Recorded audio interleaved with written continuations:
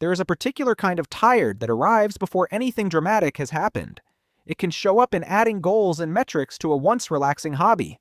On the outside, you may look normal. You may even smile, answer, and keep moving. Inside, though, something starts counting the cost. For people living with turning every hobby into another job, the hardest part is often not the moment itself. It is the small expectation wrapped around it. Respond, explain, be easy. Be available. Make everyone comfortable. Other people can misread that response. They may call it distant, complicated, antisocial, oversensitive, or ungrateful. But achievement habits can follow people into the places meant for play. That does not make every retreat healthy, and it does not mean one label explains a whole person. It simply means behavior has a context. Sometimes the thing that looks like a personality flaw is a person trying to create enough room to hear themselves think. Think about the ordinary version of this. You notice the message, the invitation, the question, the expectation. Your body answers before your words do. Your shoulders tighten. You rehearse a reply. You wonder how much of yourself this moment will require. None of that has to mean you dislike people. It may mean your attention has already been divided all day, and one more demand feels larger than it looks from the outside. Modern life is especially good at turning small moments into open tabs. A notification can remain emotionally unfinished. A family question can follow you into the kitchen. A casual plan can become a performance of being the right kind of friend. The issue is not that connection is bad. Connection can be nourishing. The issue is that connection without choice can begin to feel like surveillance obligation or a test you never agreed to take. For many adults, this pattern also has a history. Maybe being easy to manage once felt safer than having needs. Maybe the people around you rewarded the version of you that was useful, cheerful, quick, or low maintenance. Maybe nothing was said directly. You simply learned to read the room. Those early lessons do not determine your future, but they can explain why a tiny request now carries an old emotional weight. This is why self-recognition matters more than self-accusation. Instead of asking what is wrong with me, try asking what exactly is this moment asking me to spend? Energy, privacy, attention, emotional labor. The answer may be surprisingly practical. You may need a quieter evening, a clearer boundary, more time before answering, or a way to connect that does not require performing at full volume. There is also a quiet social pressure around turning every hobby into another job. People often treat the visible behavior as the whole story. They see the delayed reply, the shorter answer, the declined invitation, or the careful expression. They do not see the inner math, how much stimulation has already happened, how much responsibility is sitting on the desk, how much emotional weather has been absorbed from other people. A compassionate interpretation does not excuse harm.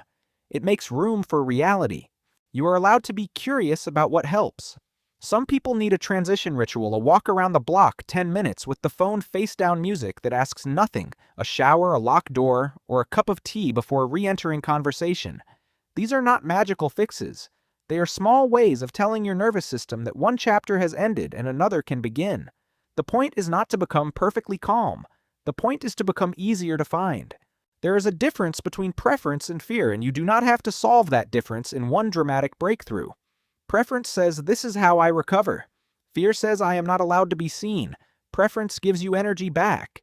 Fear can make your world smaller. Both can exist in the same person, sometimes on the same day. The useful question is not whether you are perfectly healthy. It is whether your choice leaves you more like yourself afterward. That distinction can change how you speak to the people you love.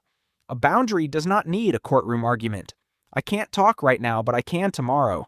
I want to come, but I only have an hour. I need a quiet night. Small, honest sentences are not cold. They are often kinder than saying yes while silently disappearing inside the commitment. It can help to stop treating every uncomfortable feeling as a command. Feeling awkward does not always mean you have done something wrong. Feeling tired does not always mean you are lazy. Feeling protective of your time does not always mean you are selfish. A feeling can be a signal, and signals deserve attention. But a signal is not a verdict. You still get to decide what kind of person you want to be in response to it. That is where a little self-trust enters the picture. Self-trust is not the belief that you will always choose perfectly. It is the belief that you can notice your limits, repair when necessary, and try again without turning one difficult moment into a story about your character. When the pressure rises, you do not need a grand explanation for your humanity. You need a pause long enough to choose what is true. People who care deeply are often especially vulnerable to confusing responsibility with total access.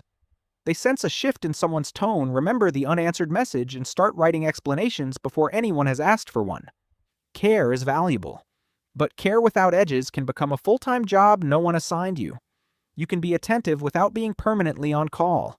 You can be kind without making every other person's comfort your emergency. A more spacious life is usually built through ordinary repetitions. You answer later and survive the discomfort. You name a smaller plan and the relationship remains. You take an evening for yourself and discover that rest does not erase your value. These moments can feel almost too small to count.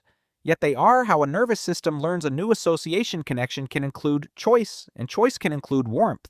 The shadow side deserves respect, too.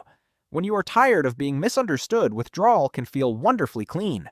No explanations, no awkwardness, no chance of disappointing anyone.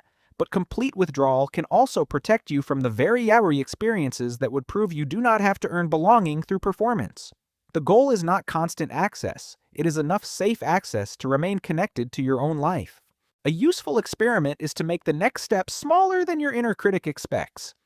Not a total reinvention. Try doing one creative thing without tracking the outcome. Let it be specific, brief, and reversible. Notice what happens in your body when you choose it. You are collecting information, not grading yourself.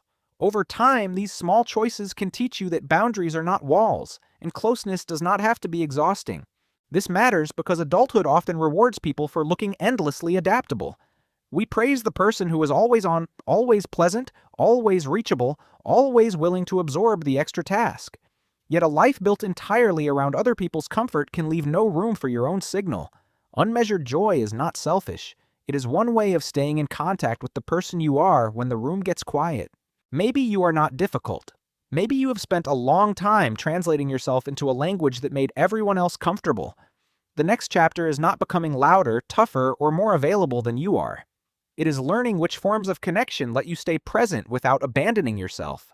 That is not a retreat from life. It is a more honest way back into it. If this feels familiar, notice the moment you most want to edit, hurry, or disappear this week and ask what it is trying to protect. Deeply Wired is for general education and reflection, not diagnosis or mental health treatment.